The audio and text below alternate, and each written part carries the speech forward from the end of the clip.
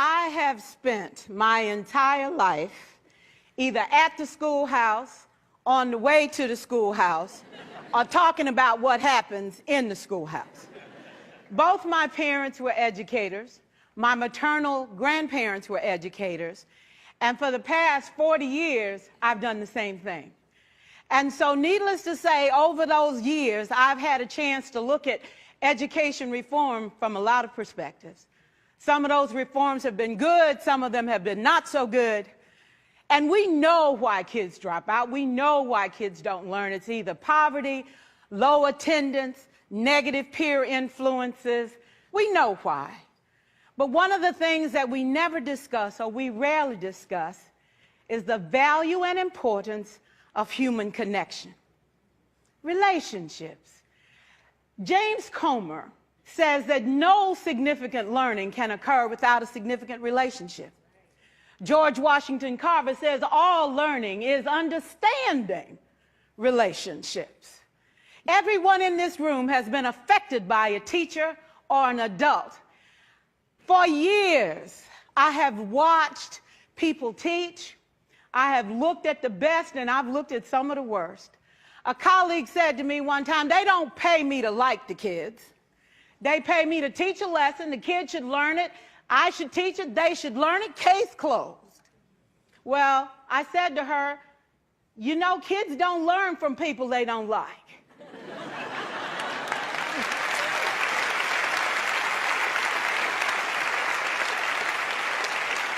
She said, that's just a bunch of hooey. And I said to her, well, your year is going to be long and arduous, dear. Needless to say, it was. Some people think that you can either have it in you to build a relationship or you don't. I think Stephen Covey had the right idea. He said you ought to just throw in a few simple things, like seeking first to understand as opposed to being understood. Simple things like apologizing. You ever thought about that? Tell a kid you're sorry, they're in shock. I taught a lesson once on ratios. I'm not real good with math, but I was working on it. And I got back and looked at that teacher edition. I taught the whole lesson wrong. So I came back to class the next day and I said, look, guys, I need to apologize. I taught the whole lesson wrong. I'm so sorry. They said, that's okay, Miss Pearson. You were so excited. We just let you go.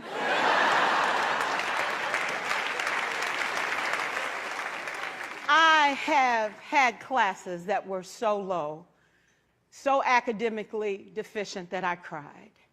I wondered, how am I going to take this group in 9 months from where they are to where they need to be? And it was difficult. It was awfully hard. How do I raise the self-esteem of a child and his academic achievement at the same time? One year I came up with a bright idea. I told all my students, you were chosen to be in my class because I am the best teacher and you are the best students. They put us all together so we could show everybody else how to do it. One of the students said, really? I said, really? We have to show the other classes how to do it. So when we walk down the hall, people will notice us. So you can't make noise. You just have to strut. And I gave him a saying to say, I am somebody. I was somebody when I came. I'll be a better somebody when I leave. I am powerful and I am strong. I deserve the education that I get here. I have things to do, people to impress, and places to go. And they said, yeah. You say it long enough, it starts to be a part of you. And so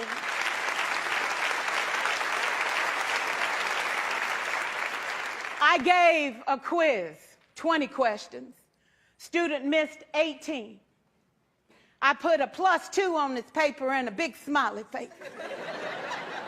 He said, Miss Pearson, is this an F? I said, yes. He said, then why'd you put a smiley face? I said, because you on the roll. You got 2 right, you didn't miss them all. I said, and when we review this, won't you do better? He said, yes, ma'am, I can do better. You see, -18 sucks all the life out of you. +2 said, I ain't all bad.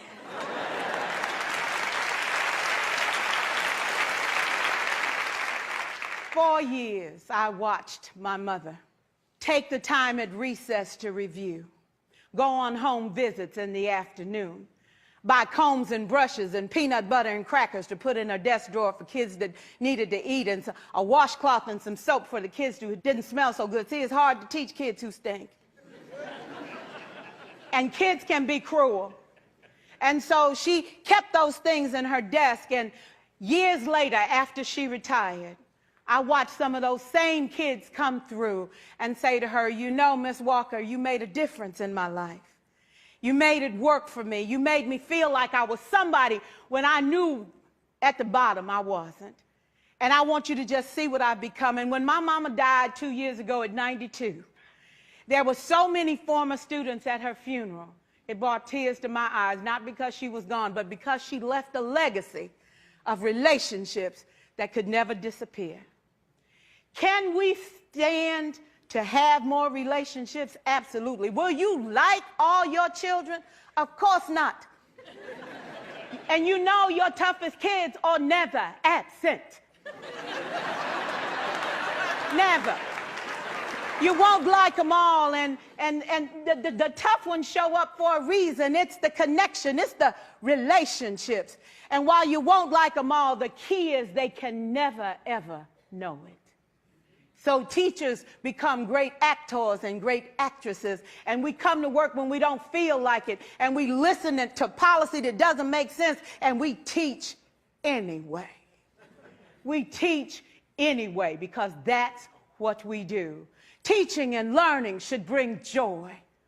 How powerful would our world be if we had kids who were not afraid to take risks, who were not afraid to think, and who had a champion? Every child deserves a champion, an adult who will never give up on them, who understands the power of connection and insists that they become the best that they can possibly be. Is this job tough? You betcha. Oh God, you betcha. But it is not impossible. We can do this. We're educators. We're born to make a difference. Thank you so much.